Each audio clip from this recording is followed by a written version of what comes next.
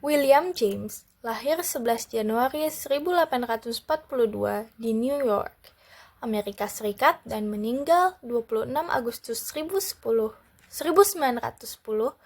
Choctaw, New Hampshire, adalah seorang filsuf dan psikolog Amerika dan seorang pemimpin gerakan filsafat pragmatisme dan pendiri gerakan psikologi fungsionalisme. Saat tumbuh dewasa, William memiliki minat besar dalam menggambar. Karena pada tahun 1890, James menerbitkan sebuah sintesis dan ringkasan psikologi yang sangat berpengaruh dalam 2 volume, yaitu Principles of Psychology. Buku-buku tersebut dibaca luas di Amerika Utara dan Eropa, mendapat perhatian dan pujian dari Sigmund Freud dan Carl Jung di Wina. James kemudian beralih dari psikologi eksperimental untuk menghasilkan karya-karya yang lebih filosofis. Meskipun ia terus mengajar psikologi hingga pensiun di Harvard pada tahun 1900. Assalamualaikum warahmatullahi wabarakatuh. Perkenalkan, nama saya Timita Mumtaz Zainullah dengan NIM 0603524071. Kali ini saya akan menjelaskan tentang E.L. Thorndike, atau dengan nama lainnya Edward Lee Thorndike, adalah seorang psikologi Amerika yang sangat berpengaruh dalam bidang psikologi pendidikan. Ia lahir pada tanggal 31 Agustus di Williamsburg, Massachusetts, dan meninggal pada tanggal 9 Agustus 1949 di Montrose, New York. Kehidupan awal dan pendidikan Thorndike berasal dari keluarga sederhana. Ayahnya adalah seorang pendeta dan ibunya adalah seorang ibu rumah tangga.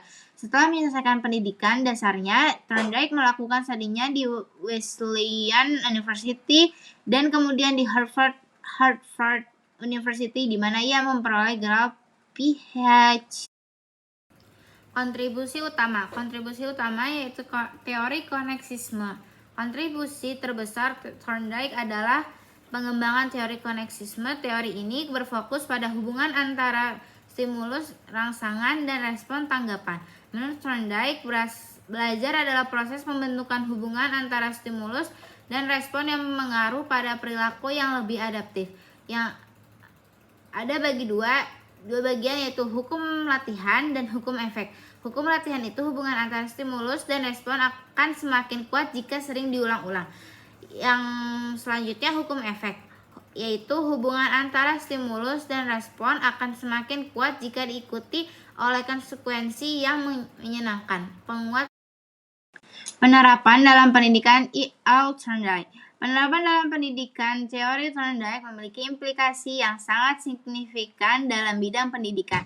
Prinsip-prinsip belajar yang dikemukakan oleh Thorndike seperti pentingnya penguatan positif dan latihan berulang masih relevan hingga saat ini dan banyak diterapkan dalam berbagai metode pembelajaran. Warisan Thorndike ada 2, yaitu psikologi pendidikan dan behaviorism. Pertama, psikologi pendidikan, yaitu Thorndike dianggap sebagai bapak psikologi pendidikan modern. Karyanya telah memberikan kontribusi besar dalam memahami proses belajar dan pengembangan kurikulum. Assalamualaikum warahmatullahi wabarakatuh. Perkenalkan, nama saya Siti Zahra. Di sini saya ingin membahas tentang Grenfell-Steinle Hall dalam psikologi fungsional. Grenfell-Steinle Hall adalah seorang sarjana teologi yang lulus dari salah satu universitas di New York, yang kemudian mempelajari fisiologi, fisika, dan filsafat di Bonn dan Berlin. Hingga akhirnya ia berjumpa dengan minat akhir pendidikannya, yaitu di bidang psikologi. Ia berasal dari Asheville, Massachusetts, atau salah satu kota di Amerika Serikat. Ia juga merupakan orang Amerika pertama yang mendapat gelar doktoral dalam bidang psikologi di Jerman dengan disertasinya yang berjudul The Molecular Perception of Space. Hall adalah seorang yang sangat aktif dan produktif. Ia termasuk salah satu seorang yang mendorong tumbuhnya ilmu psikologi di Amerika Serikat saat di Universitas Johns Hopkins. Ia membangun salah satu laboratorium psikologi tertua di Amerika Serikat. Pada tahun 1887, ia menerbitkan American Journal of Psychology, dan pada tahun 1892 ia mendirikan American Psychological Association atau APA dan menjadi presiden pertama bagi organisasi itu. Teori Hall. Teori Hall yang terkemuka adalah teori evolusi. Dengan teorinya ini, ia sering disebut sebagai Darwin of the Mind, karena ia seolah-olah menerapkan teori evolusi dari Darwin, namun lebih mengarah ke arah perkembangan jiwa.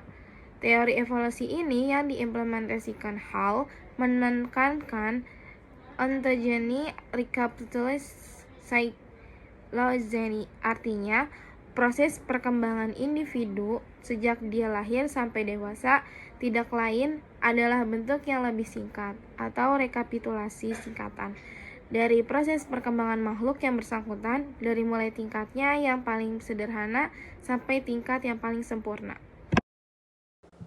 Assalamualaikum warahmatullahi wabarakatuh. Perkenalkan, saya Syakila Juasana dengan NIM 0603524067. Saya akan membacakan mengenai psikolog yang bernama William McDougall. William McDougall lahir pada 22 Juni 1871 di Chadderton, Inggris, dan dikenal sebagai salah satu tokoh terkemuka dalam psikologi fungsionalisme dan psikologi sosial. Ia menempuh pendidikan di Universitas Cambridge, di mana ia terpengaruh oleh aliran pemikiran Charles Darwin, terutama dalam hal insting dan perilaku manusia. Setelah menyelesaikan studi, McDougall mulai karya terkenalnya Introduction to Social Psychology diterbitkan pada tahun 1908, menjadi salah satu teks awal yang menjelaskan bagaimana perilaku individu dipengaruhi oleh interaksi sosial. Dalam buku ini, McDougall mengembangkan teori-teori mengenai insting, mengemukakan bahwa perilaku manusia sebagian besar didorong oleh insting yang inherent. Ia berargumen bahwa insting-insting ini mempengaruhi hubungan antar individu dalam kelompok sehingga menciptakan dinamika sosial yang kompleks.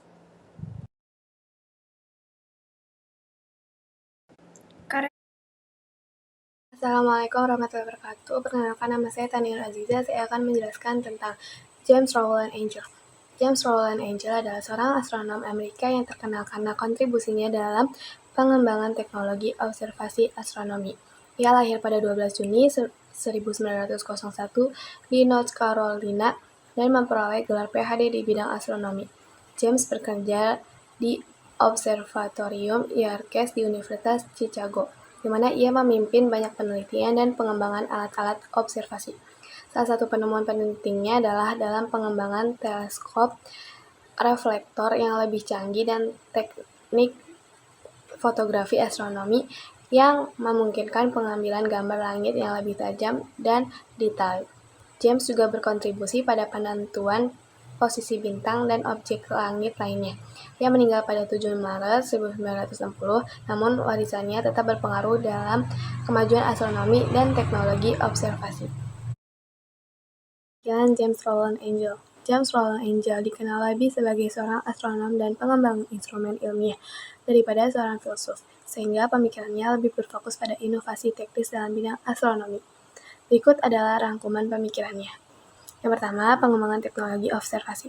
James berfokus pada pengembangan instrumen astronomi, terutama teleskop. Salah satu pemikirannya yang paling berpengaruh adalah pentingnya teleskop reflektor. Dengan kemampuan pencitraan yang lebih tajam dan presisi, ia percaya bahwa untuk memahami lebih dalam tentang alam semesta, astronomi memerlukan alat yang lebih akurat dan efisien. Yang kedua, peningkatan teknik fotografi astronomi.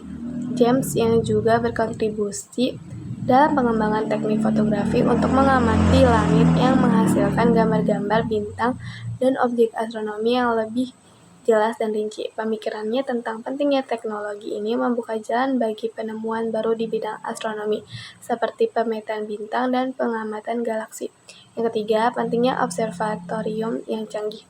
Sebagai kepala observatorium Yerkes, Dia menekankan perlunya observatorium yang dilengkapi dengan peralatan yang lebih modern untuk mendalami pengetahuan tentang bintang, planet, dan fenomena langit lainnya. Harvey Ekar.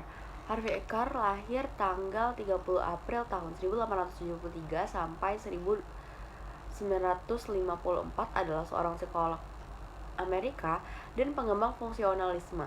Bersama dengan John Dewey dengan James Rowland Angel, ia dianggap sebagai pelopor fungsionalisme sebagai aliran pemikiran yang memimpin psikologi Amerika ke arah pendekatan fungsionalisis. Ia juga merupakan mantan presiden American Psychological Association dan mantan profesor emeritus di Universitas Chicago. Carr kuliah di Universitas Colorado sebagai mahasiswa psikologi dengan Arthur Alleyne. Di sana, ia menerima gelar sarjana sains pada tahun 1901 dan gelar magister sains pada tahun 1902. Ia mengajar di sekolah menengah atas di Texas, sekolah normal negara bagian di Michigan, dan Institut Pratt di Brooklyn, New York pada tahun 1905 hingga 1908. Antara tahun 1907 sampai 1908, Carr dan John B. Watson melakukan sebuah penelitian yang disebut eksperimen Kerplunk. Sekembalinya ke Chicago, ia mempelajari psikologi eksperimental dengan Dewey dan Watson di Universitas Chicago. Ia kemudian belajar di bawah Angel pada tahun 1905. Ia menerima gelar PhD dengan disertai doktoral tentang ilusi visual gerak selama penutupan mata. Ia menggantikan John Watson sebagai pengawas laboratorium hewan pada tahun 1921. Angel meninggalkan Chicago untuk LA dan Carr secara informal mengambil posisi sebagai kepala Departemen Psikologi. Pengetahuan itu diformalkan 2 tahun kemudian pada tahun 1923 di bawah kepemimpinannya, fungsionalisme Chicago berkembang pesat. Mencapai puncak popularitasnya pada tahun 1925, ia menerbitkan Psikologi, sebuah studi aktivitas mental yang akan mengatur ide-ide fungsionalis. Ia mulai mengajar di Chicago pada tahun 1926 hingga 1938. Di sana ia memimpin laboratorium psikologi eksperimental dan pada tahun 1926 ia menjabat sebagai presiden American Psychological Association. Pemikiran Harvey Carr. Menurut Carr, psikologi adalah studi ilmiah tentang perilaku dan proses mental yang berhubungan dengan lingkungan. Psikologi harus memperhatikan fungsi adaptif perilaku dan cara-cara di mana proses mental memungkinkan individu beradaptasi dengan lingkungannya. Ia percaya bahwa proses mental harus dipelajari dengan konteks alamiahnya daripada diisolasi dan dipelajari di laboratorium. Carr berpendapat bahwa tujuan akhir psikologi adalah untuk memahami bagaimana individu dapat menggunakan proses mental dan perilaku mereka untuk mencapai tujuan mereka dan beradaptasi dengan lingkungan mereka. Carr juga menekankan pentingnya perbedaan individu dalam perilaku dan proses mental. Ia percaya bahwa mempelajari perbedaan ini dapat memberikan wawasan tentang fungsi perilaku dan proses mental serta membantu individu beradaptasi dengan situasi dan lingkungan yang berbeda.